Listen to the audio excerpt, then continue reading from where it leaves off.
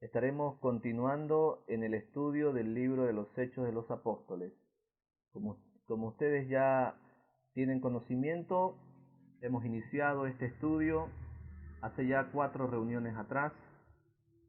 Por lo tanto, hoy día nos toca abordar la lección número 5.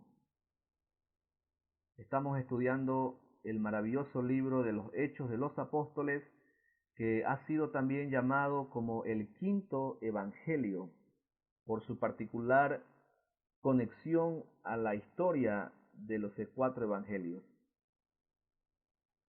Recordemos que nosotros encontramos en el libro de Hechos la complementación perfecta para poder continuar la historia, continuar aprendiendo el estudio de la palabra de Dios.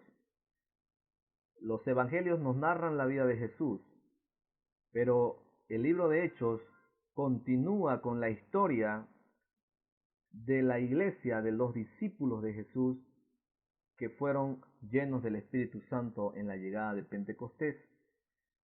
La anterior lección justamente estudiamos acerca de esa llegada del Espíritu Santo y esa manifestación gloriosa a través del Espíritu Santo. De pronto comenzaron a hablar en lenguas, idiomas que ellos ni siquiera habían estudiado anteriormente. Según el Señor les daba que hablasen. Y el apóstol Pedro se pone de pie para poder representar a todo el grupo y explicar el por qué estaba pasando aquel prodigio enfrente de todo ese gentío, de todas esas personas que se encontraban reunidas. Y el apóstol Pedro les dice que esto es lo que es el cumplimiento de la profecía de Joel. Y él les lee la profecía y justamente nosotros vamos a abordar hoy día para explicar un poco más acerca de esa profecía de la que estaba hablando el apóstol Pedro. Vamos a ir por favor al libro de Hechos capítulo 2 versículo 16. Acompáñenme por favor a leer Hechos capítulo 2 versículo 16. Dice la escritura: Mas esto es lo dicho por el profeta Joel. Y en los postreros días, dice Dios, derramaré de mi espíritu sobre toda carne, y vuestros hijos y vuestras hijas profetizarán. Vuestros jóvenes verán visiones, y vuestros ancianos soñarán sueños. Y de cierto, sobre mis siervos y sobre mis siervas, en aquellos días, derramaré de mi espíritu, y profetizarán. Y daré prodigios arriba en el cielo y señales abajo en la tierra, sangre y fuego y vapor de humo. El sol se convertirá en tinieblas y la luna en sangre, antes que venga el día del Señor grande y manifiesto. Y todo aquel que invocare el nombre del Señor será salvo. Esa es la explicación que usa el apóstol Pedro, citando una de las profecías muy conocidas del profeta Joel. Justamente quiero invitarles a buscar en sus Biblias, por favor, hermanos, el libro del profeta Joel. Esta profecía que el apóstol Pedro leyó y mencionó para los oyentes ahí está en el capítulo 2 del libro de Joel. Búsquenlo en su Biblia, por favor. Joel capítulo 2, versículo 28. Joel capítulo 2, versículo 28. Esta profecía nos dice a nosotros una total conexión con lo que estaba hablando Pedro frente a todo ese gentío. Joel 2, versículo 28. Y dice: Y después de esto, derramaré de mi espíritu, y sobre toda carne, y profetizarán vuestros hijos, y vuestras hijas, y vuestros ancianos soñarán sueños, y vuestros jóvenes verán visiones, y también sobre los siervos y sobre las siervas derramaré mi espíritu en aquellos días, y daré prodigios en el cielo y en la tierra sangre y fuego y columnas de humo.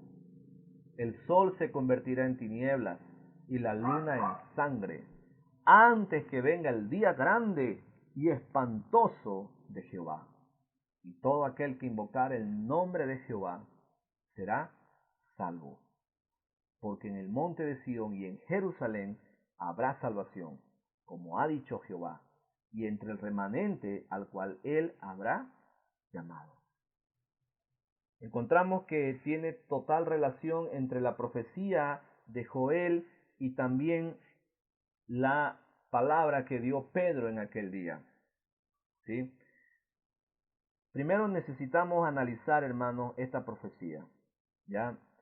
Y lo que tenemos que establecer con claridad es que Pedro citó este pasaje del profeta Joel anunciando que parte de la profecía de Joel que él acababa de mencionar se había cumplido, ¿ya? La profecía de Joel del capítulo 2, verso 28 en adelante, se cumplió parcialmente en el día de Pentecostés. ¿Por qué decimos que se cumplió parcialmente? Porque hay parte que se menciona que no se ha cumplido aún, ¿sí? Escúchelo bien. Hay parte que menciona el apóstol Pedro, ya citando al profeta Joel, que no se ha cumplido aún. Mire lo que dice ahí. Algunas de las cosas que no se cumplieron son, por ejemplo, las señales de humo, el fuego, la sangre, el sol en tinieblas, la luna que se convierte en sangre.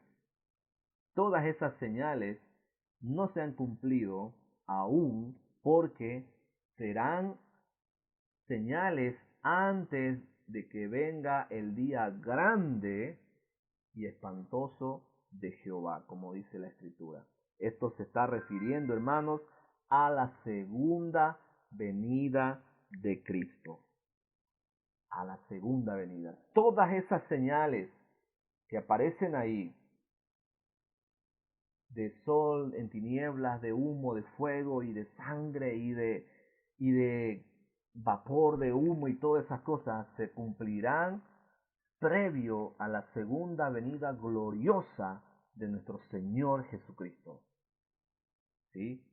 Eso aún no se ha cumplido, porque nosotros lo que estamos esperando es el arrebatamiento de la iglesia. Eso es lo que nosotros estamos esperando, ¿sí? Y luego del arrebatamiento viene la gran tribulación.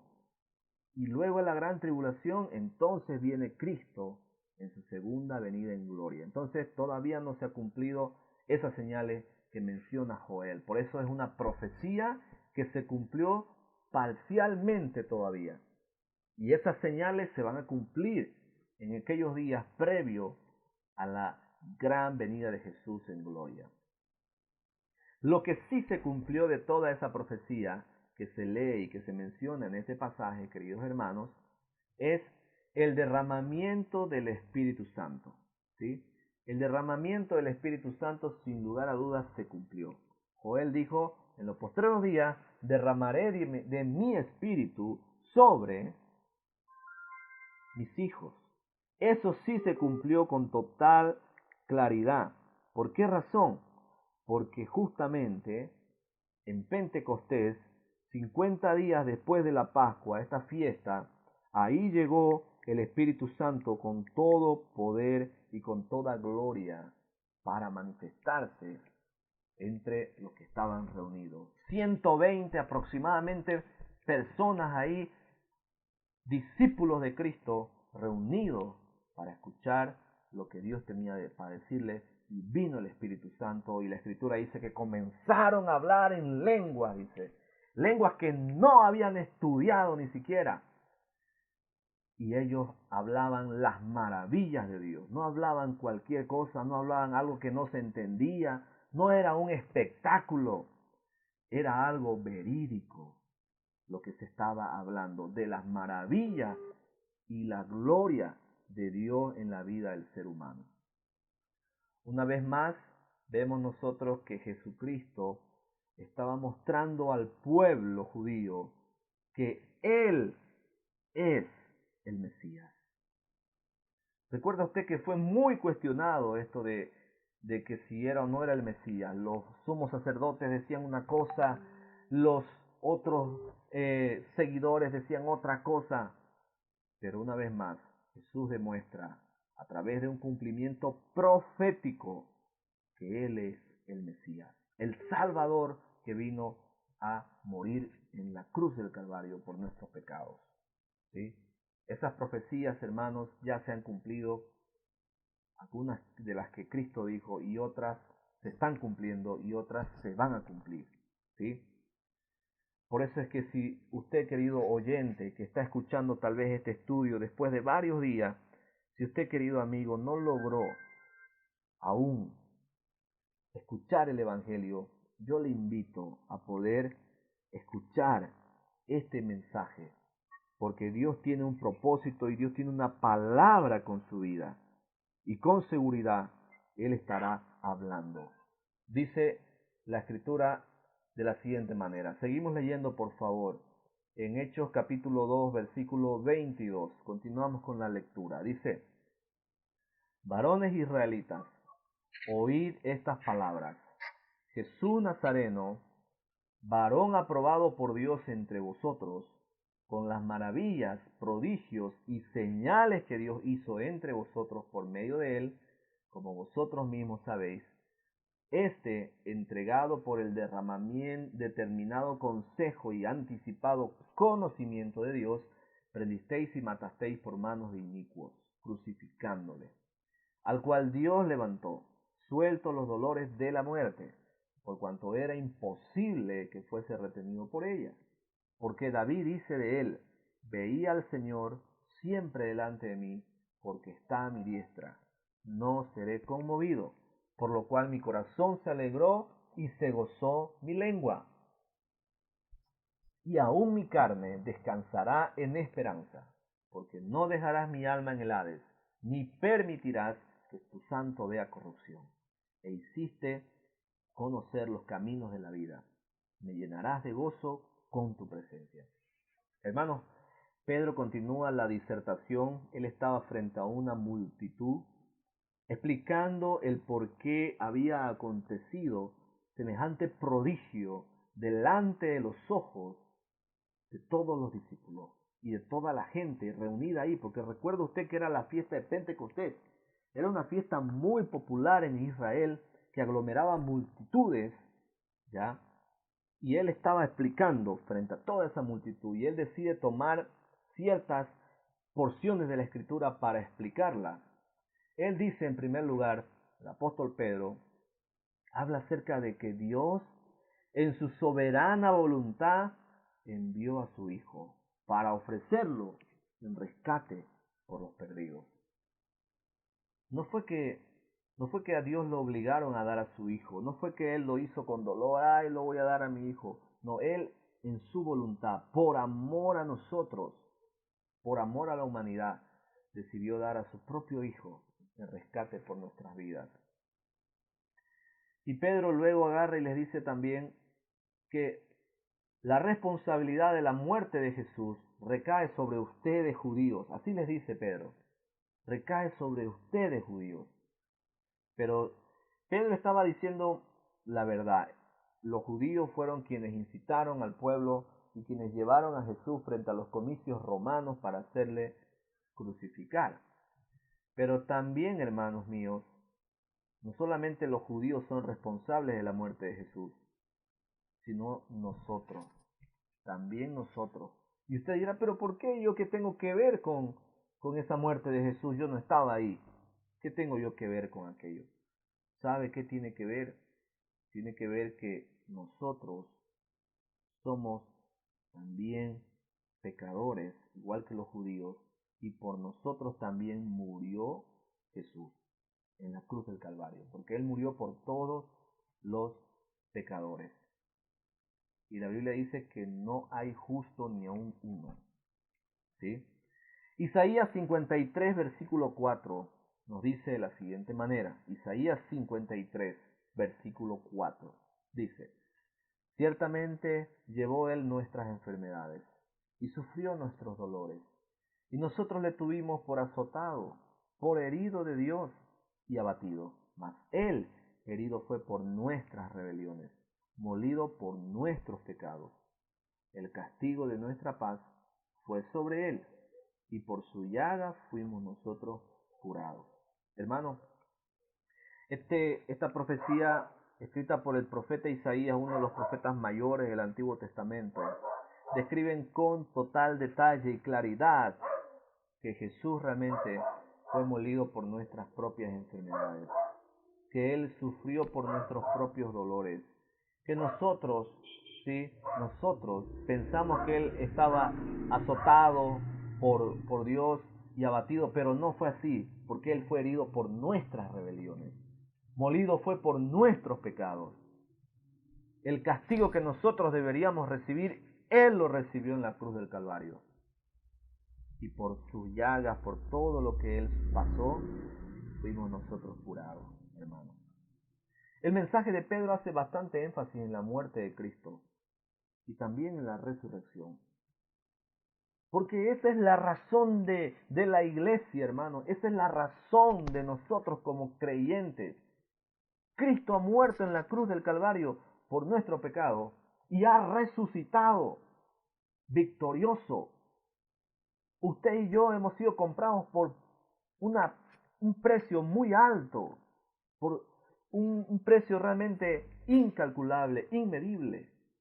Y debemos aprovechar, debemos de dar gracias a Dios por lo que somos, hermano. No podemos desperdiciar nuestra vida que Él nos ha dado. No podemos andar por ahí haciendo pasar vergüenza a Jesucristo con nuestras vidas. Debemos dar un testimonio tan claro y tan firme acerca de lo que Jesús hizo por nosotros,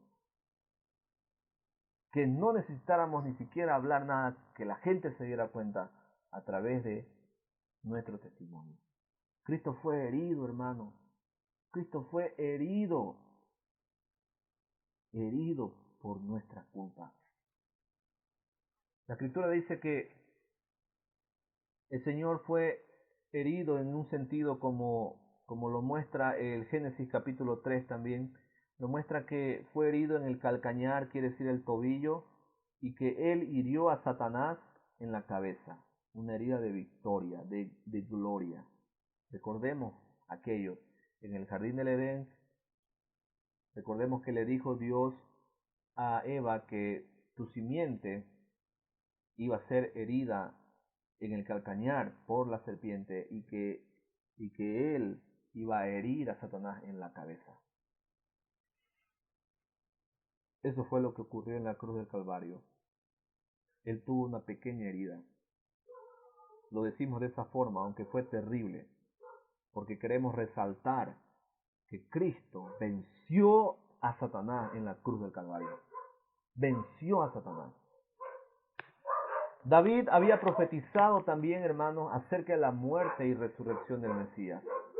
Vamos un ratito a revisar una profecía del rey David, ¿ya? Porque también él, aparte de ser rey, era profeta de Dios. Vamos a revisar, por favor, en Salmos capítulo 16.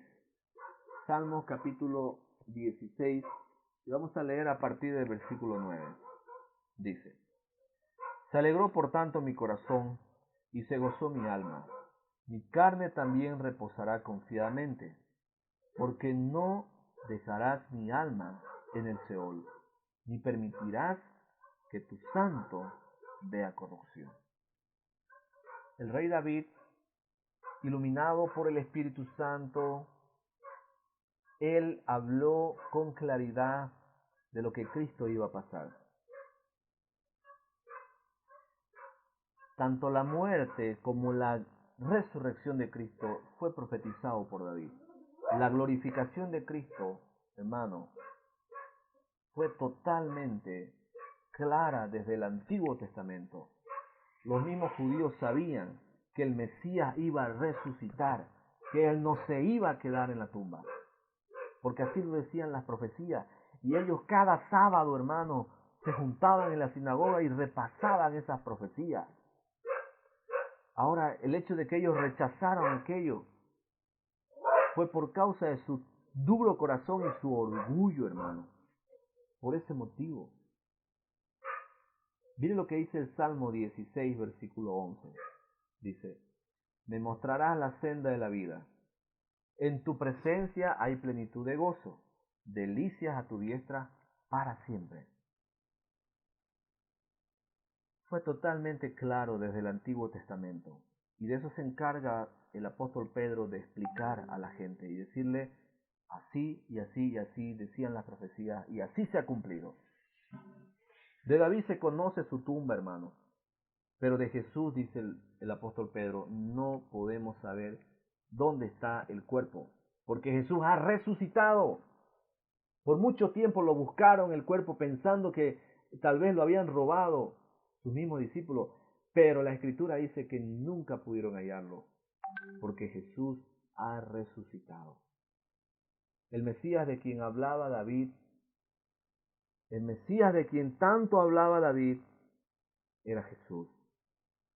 Y los apóstoles podían testificar de aquella resurrección, queridos hermanos, porque los mismos apóstoles habían escuchado y habían visto a Jesús vivo y en gloria. Jesús ascendió a la diestra del Padre, le dice Pedro, y ahora está ahí sentado esperando que ponga a sus enemigos por debajo de sus pies. Y el Espíritu Santo ha llegado a los creyentes que estaban esperando como Jesús lo había hablado. Hermano, realmente el mensaje es claro y muy entendible, lo que el Señor quiere comunicar con este pasaje. David tuvo todas las profecías muy claras y los judíos tenían un especial respeto por David. Por eso es que Pedro usa bastante las profecías que recibió David para él poderlas recordar a los judíos en esa disertación que él dio y hacerles entender cómo es que Jesús es el Mesías y cómo es que ellos lo crucificaron. Leamos un poquito más. En Hechos 2:29, continuamos la lectura. Hechos 2, versículo 29. Varones hermanos, se os puede decir libremente del patriarca David que murió y fue sepultado, y su sepulcro está con nosotros hasta el día de hoy. Pero siendo profeta, y sabiendo que con juramento Dios le había jurado que de su descendencia, en cuanto a la carne, levantaría al Cristo para que se sentase en su trono, viéndolo antes, habló de la resurrección de Cristo, que su alma no fue dejada en el Hades, ni su carne vio corrupción. A este Jesús resucitó Dios, de lo cual todos nosotros somos testigos.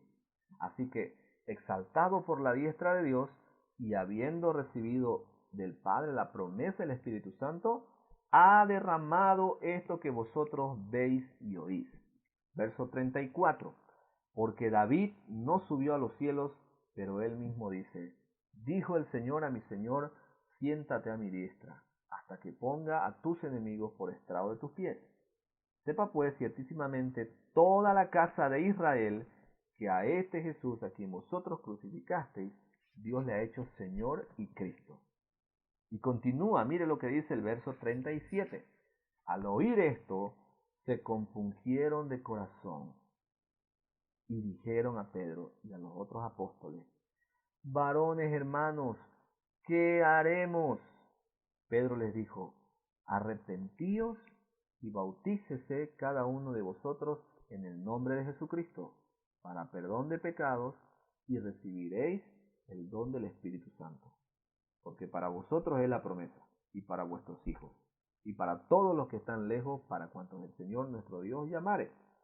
Y con otras muchas palabras testificaba y exhortaba, diciendo, sed salvo de esta perversa generación.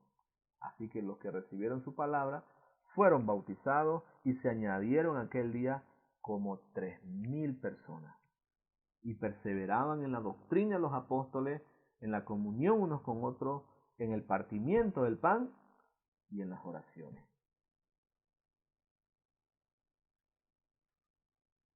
toda esta gente que escuchó esta hermosa disertación, la primera prédica del apóstol Pedro y la primera prédica de la iglesia cristiana, hermano, note bien eso, toda esa disertación lo escucharon esas personas.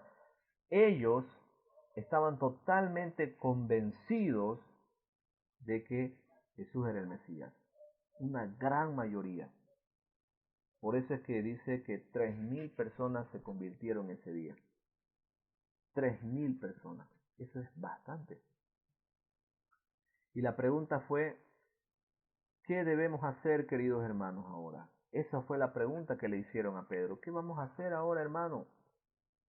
Y Pedro le dice, arrepiéntanse, bautícense en el nombre de Jesucristo y recibirán el Espíritu Santo. Cuán importante es, hermano, que nosotros tengamos en cuenta estas tres cosas. Arrepentimiento en primer lugar, que quiere decir que yo ya no voy a volver a vivir y andar por ese camino pecaminoso. Que me cambio de dirección, eso es arrepentimiento. Bautícese. Cuán importante es cumplir esa ordenanza que el Señor nos ha dejado de bautizarnos. ¿Sí? No podemos estar sin bautizarnos. Y en tercer lugar, que nosotros podamos tener en cuenta que el Espíritu Santo ya está en nosotros. Se añadieron multitud de gente y todas esas personas que se añadieron a la iglesia, que solamente eran 120, mire usted que solo eran 120 y ahora eran 3,000, toda esa multitud de personas perseveraban en la doctrina de los apóstoles. ¿Qué quiere decir eso, hermano? Estudiando la Biblia, hermanos. Tenían a la Biblia como su autoridad máxima. Y ellos no solamente la leían cuando era el culto, la leían todos los días.